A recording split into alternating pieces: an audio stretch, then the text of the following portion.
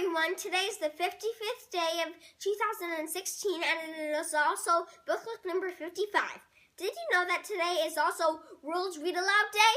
World Read Aloud Day was founded on the belief that literacy is a universal human right, and it aims to bring reading aloud to all people all over the world, regardless of their economic background, country of origin, or circumstances. According to my mom, who is an educational psychologist and a literacy expert, the benefit of reading aloud is one of the most uncontroversial bodies of research and of education. Reading aloud results in higher reading achievements, higher academic achievements in all school subjects. It helps to create lifelong readers, cultivates critical thinking skills, builds vocabulary and world knowledge, connects people and creates community, and it makes kids more likely to become engaged citizens of the global world. Yet, did you know that there are so many kids all over the world and even in our country that are never read to? And then there are many more kids that are never read to unless they're at school. And did you know that so many kids in hospitals who spend not just days but weeks or months or even years there never ever read a book or never ever read to? So it is my hope that on World Read Aloud Day next year, every kid at Child Children's Hospital in Orange County is being read to on World Read Aloud Day and most other days of the year. And it is my bigger dream that someday, maybe years from now, every child in every hospital in our country and maybe even in the world is read to, not just on World Read Aloud Day, but most days that they are in the hospital. Now, on to booklet number 55. In honor of World Read Aloud Day, I'm not just going to give a plug for a book, but I'm going to read aloud a book. If you didn't read aloud to your kid today on World Read Aloud Day, then please make sure you do tomorrow or show them this video. This book is called Clever Jack Takes the Cake, a great story written by author Candace Fleming. Here it is.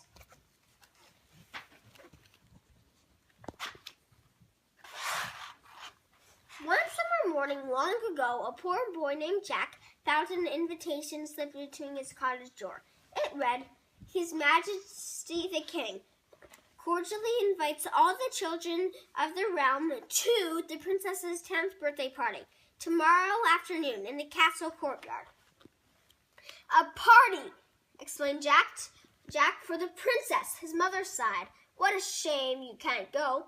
"Why not?" asked Jack. "Because we have nothing fine enough to give her," his mother replied, "and no money to buy a gift." Jack had to admit his mother was right. His pockets were empty, except for the math sticks he always carried around. As for their few belongings, a spinning wheel, a thread bar, quilt, a pitted axe, what princess wanted those? The boy thought a moment. "Then I will make her something," he declared. "I will make her a cake." "For what?" asked his mother. From the dust in the cupboard, from the dirt on the floor." "I have a better idea," said Jack.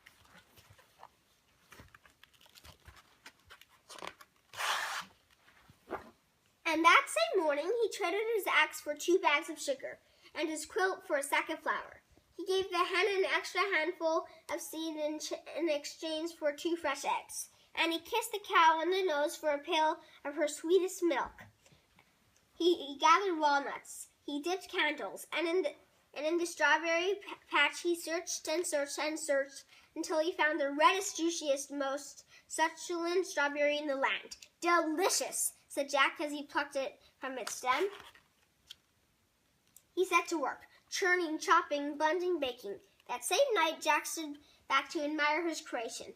2 layers of golden sweet cake covered in buttery frosting and ringed with 10 tiny candles. Across the cake's tops, a walnut spelled out, "Happy Birthday, Princess," and in the very center, in the place of honor, sat the succulent strawberry. "What a fine, fine gift," said Jack's mother. Jack grinned. Early the next morning, with combed hair and clean shirt, Jack set off for the castle, holding the cake proudly before him. Before long, he came to a bloom speckled meadow. "Perhaps I should pick a bouquet for the princess," thought Jack. Just as the 4 and 20 blackbirds rose into the air like a sat in summer storm cloud. They swirled around the cake, pecking, nipping, flapping, picking. "Get back!" hollered Jack. "I'm taking this cake to the princess." "Caw, caw, caw, caw, caw," cackled the birds. As quickly as they had come, they were gone, taking with them the walnuts that spelled "Happy Birthday, Princess." Jack looked at his gift. "At least I still have 2 layers of cake, 10 candles, and the succulent strawberry," he said. Holding the cake proudly before him, Jack continued on the way to the castle. Before long, he came to a bridge. "Toll!" the voice demanded. Out stepped a wild-haired troll. "No one crosses my bridge without paying." "But I haven't any money," said Jack. The troll licked his lips. "But you do have a cake." "I'm taking this to the princess," said Jack. "And just how will you get it there?"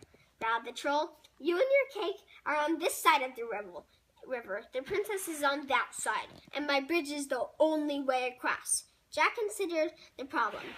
"I will make you a deal. If you let me cross, I will give you half this cake." "Agreed," grunted the troll. So Jack slid out one layer, and as the troll slobbered and gobbled, crossed the bridge.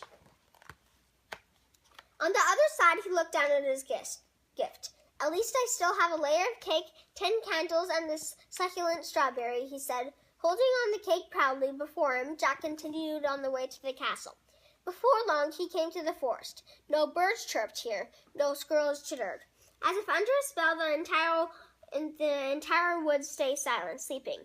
Only the wind seemed to whisper, "Beware, beware." Pulling the cake closer, Jack pressed on. The road grew narrower, the trees grew thicker, the light grew dimmer. Soon it was so dark that Jack couldn't see the cake in front of his face. "Turn back," the wind whispered. "Turn back." "I can't," cried Jack. "I'm taking this cake to the princess." And he reached into his pocket for a matchstick, struck it on his shoe, and lit one of the 10 candles. The tiny flame cast a magical circle of light. In its warm glow, Jack carefully made his way forward, but the little candle quickly burned down and, piffed, snuffed out. So Jack lit a second candle, but he had not gone much farther before, piffed, it too snuffed out. So Jack lit a third, then a fourth, then a fifth, until the 10th and final candle flickered, fluttered, sputtered to its end. As it did, the road widened, the trees thinned, and the bright sunlight shone out once more. Jack looked down at his gift. "At least I still have a layer of cake and the succulent strawberry," he said. Holding the cake proudly before him, Jack continued on to the castle. Before long, he came to a clearing. "Good morning, young sir," called out an old gypsy woman. "Have you come to see Samson dance?" At the sound of his name, the bear beside her rose up on his hind legs. "I don't have time," replied Jack. "I'm taking this cake to the princess." "Then we shall make it a quick jig," said the gypsy, snatching up her concertina. Oompa, oompa, wheezed the instrument. "Shuffle, shuffle, kick," danced the bear. "Tap, tap, tap," went Jack's foot as he set down the cake to dance with his new friends. "Gulp!" "Hey!" cried Jack. "That bear ate the princess's cake." "Pat, tooey!" But not the strawberries, said the gypsy. Samson hates fruits." Jack looked down at his gift. For several seconds, he was unable to speak. Finally, he said, "At least I still have this, the reddest, juiciest, most succulent strawberry in the land." And holding the strawberry proudly before him, Jack continued on the way to the castle, across the drawbridge, through the fortress walls, straight into the courtyard. What a sight! There, smack in the center of all the merry festivities, sat the princess on her velvet throne. A long line of guests stretched before her. One by one, they presented her with their gifts, each more fabulous than the last. But even the most magnificent treasures did not seem to interest her highness. "More rubies," she said with a bored yawn. "How tiresome. And Tyria, how dull." Joining the line, Jack glanced down at his humble gift. "And just what have you brought the princess?" a guard asked from behind him. A strawberry, said Jack, the reddest, juiciest, most succulent one in the land. He holds it out for the guard to see. That is a fine piece of fruit, agreed the guard, that I cannot allow you to give it to the princess. Why not? Jack asked. Because she is allergic to strawberries, said the guard. One taste and she swells up like a balloon. No, gasped Jack. Yes, the guard says. I'm sorry, but you'll have to give it to me. Reluctantly, Jack handed over the strawberry. Now Jack found himself at the front of the line. The princess turned her gaze to him. And what have you brought me? She asked. Jack gulped. He blushed. He shuffled his feet. Well, Jack took a deep breath and knelt down before her. Your Highness, he began, let me explain what happened. And he told the princess about trading for the ingredients to bake a golden sweet cake just for her. He told about the swirling storm of blackbirds, the wild-haired troll, and the dark, dark woods. He told her about the old gypsy woman and her concertina, and the bear who loved to dance but hated fruit. And in the end, said Jack, I still have the succulent strawberry. But, the boy sighed, you're allergic to strawberries. He waited for her to yawn. So, the guard ate it, he concluded. The princess laughed and clapped her hands in delight. A story, she exclaimed, and an adventure story at that. What a fine gift! The princess rose from her throne and proclaimed, time for birthday cake, and my new friend Jack shall have the honor of cutting it. The end. I hope you like that book as much as I do. I love that Jack is a very persistent and determined. And I really love the princess's very favorite gift that she received was the story that Jack told, which makes this book perfect, a perfect choice for the World Read Aloud Day, a day that emphasizes the power of sharing stories.